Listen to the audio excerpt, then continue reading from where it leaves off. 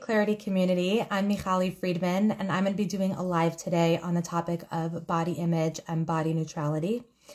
Before we get to our topic today, I do want to acknowledge that it can feel really strange talking about this topic, especially with everything that's been going on in the world, and particularly Israel. And especially as right now there is a huge rally going on in Washington. Many people, including myself, have a lot of relatives and friends and family that are there. And it can feel funny to be coming on here and talking about something that's, important and mental health related while all of this is happening at the same time. And one of the things that I tell myself and I tell other people is that, and I'm just really paraphrasing from one of my colleagues, Batsheva Marcus, who I believe said this last night or yesterday in her stories, was that this idea of that, problems are problems, pain is pain, struggles are struggles. And there can be horrific, things happening in the world. And that doesn't mean that our lives are not happening all at the same time. It's not either or, it's both and. And right now, while we are navigating this, topsy-turvy world, and while we are, banding together in hope and song and unity as a Jewish nation, we still have our lives. We're still doing carpools. We still are needing to eat lunch, and we still have our doctor's appointments. And that happens while we are crying, while we are praying, while we are hoping, while we are singing. And so it's really important for me to just preface this whole conversation about body image, body neutrality with this idea that is okay. It's okay to work on ourselves, to work on our relationships with ourselves. And at the same time, we have the capacity to hold space for what is going on in the world and with our people. So with that, I'm going to just introduce the topic of today. And if there are any questions, I do have a few over here, but if there are any questions here, please feel free to type them up in the comment section. So what is body neutrality? What is body image? Those terms basically mean our relationship to our bodies, right? How we see our bodies. Body neutrality more specifically means that my relationship with my body is neutral. It's neither positive, nor negative. It just is. Now, I really believe that it's important to have a positive relationship with the body. I don't think that is defined as liking or loving every single part of our bodies, but what that does mean is that we show an appreciation for all of our bodies, including the parts that we don't necessarily like. And it can take years and years and years of hard work, internal work and external work, to develop a positive relationship with our bodies. And also on top of that, we have a lot of different experiences with our bodies, right? So some of us were told really negative, damaging things about our bodies. Some of us are sick and are chronically disabled, and that can impact our relationship with our bodies in a negative way. There are so many different life experiences. What I'm trying to say is that there's so many different life experiences that inform and impact our relationship with our bodies. Here's like the premise and the idea behind the work that's involved in developing a more positive relationship with our bodies. And before I get into those steps, I do want to just answer this question of why is it important to have a positive relationship with our bodies? And the real reason is because we are using our bodies every single day, whether we're aware of it or not. We are partners with our bodies for our entire lives, right? We're born with a body and we die with our bodies, saying goodbye to our bodies.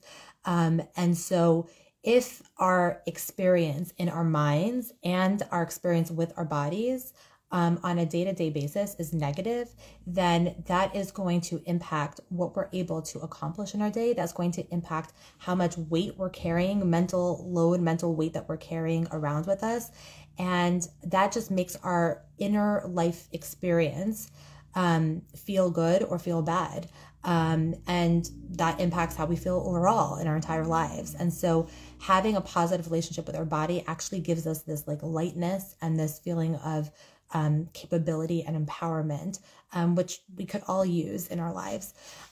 So here are some of the steps, okay? And I'm not going to say stare at yourself in the mirror and find a body part that you like and just stare at it for 50 years, right? That's not going to be my advice for today. What I will say is that the way that we talk to ourselves about our bodies matters. The way that we talk to other people about our bodies matters.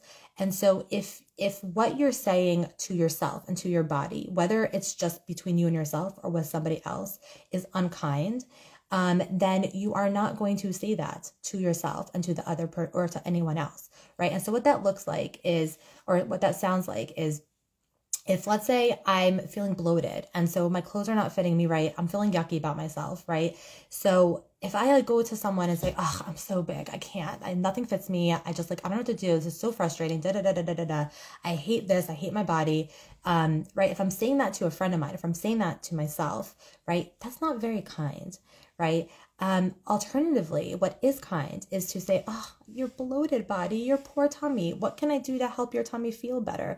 That would be a kinder thing to do. That is in alignment with partnering with our bodies as opposed to fighting our bodies and opposing our bodies. So the first step is protection, protecting our bodies from unkind words, whether we say those things to ourselves or to other people that we're around, or whether we hear those comments from other people directed towards us and or our bodies. So the way that we protect is first and foremost, when we say something unkind or when we hear something unkind, is to apologize, right? If I say something negative about my body, to say, I'm so sorry, my body, that was not the right thing for me to say. Let me try that again. If I say something out loud about my body to somebody else, I literally can say to them, I'm so sorry. You know what? I should not have spoken like that about my body. I take that back, right? If someone else says something negative to me about my body, then I can make a boundary and say, please do not make any comments about my body. I feel uncomfortable by that comment, right? And so as we get comfortable with the step of protecting our bodies, then we start to develop this kinship and this positive relationship and this liking of our bodies. And that's why it's a really important first step. Now, the next step is once we have that foundation of like, I'm going to protect my body, and we start developing this care for our bodies, then only then can we really begin to like nurture it in an authentic, way, where we can then, if we're having an issue with a part of our body, instead of opposing it and fighting it, we actually lean into it and we nurture that part. Again, so going back to the bloated example, rather than being like, oh, I hate my stomach right now, or I hate my clothes and like, I hate my body for making me not able to wear these clothes, I say, okay, what's going to be an outfit that feels comfortable for me today? What can I do to get the bloating feeling a little bit more comfortable in my body? Maybe there's a food I can nurture myself with. Maybe I can massage my stomach, maybe put some castor oil on it, right? Like, what are things I can do to nurture that part? And so that's going to be the second question. So first step is protection. Second step is nurturance, right? What can I do to nurture and partner with my body? What is my body telling me? And what can I do to show up for my body so that we are partnering together in doing our day and doing our life? Okay. So that's just like a very basic overview of like body image, body neutrality. Again, I'm not so into the word body neutrality just because like I do believe that having positive feelings toward our bodies is really helpful in life and very empowering in life. And that doesn't mean that we have to like every single part of our bodies, but it does mean that we appreciate and learn to partner with each part of our bodies and really embodying and inhabiting our bodies. Okay, so I'm going to answer a couple of questions, and then if anyone has any other questions, I can answer them here. Question number 1, what does body neutrality mean? So what it really means is that I'm feeling completely neutral to my body. With my body, I don't put any labels on it. So for example, any descriptions of my body are neither good nor bad. For example, the word fat. Fat for some people it's like an evil bad word, and for some people it's like, no, this is just a description. And so being truly neutral with our body means that like I don't have any positive or negative experience of my body. I just view it as like a tool, essentially. What types of therapy can help with body image issues? So CBT in general can help. I think it's going to also depend on the context, right? Like why am I having a hard time with my body? Have I experienced any trauma? Have I experienced any unwanted touch? Was my body put down in my childhood? Did I go into that cycle and yo-yoing of everything that diet culture represents? Do I feel pressure to look a certain way? What was my family life like growing up in regards to the body?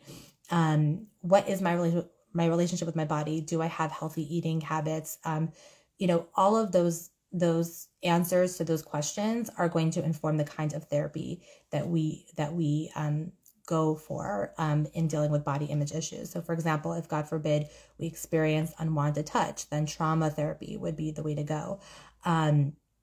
If we have like all these really unwanted kinds of thoughts about our bodies, then CBT can be helpful, or DBT.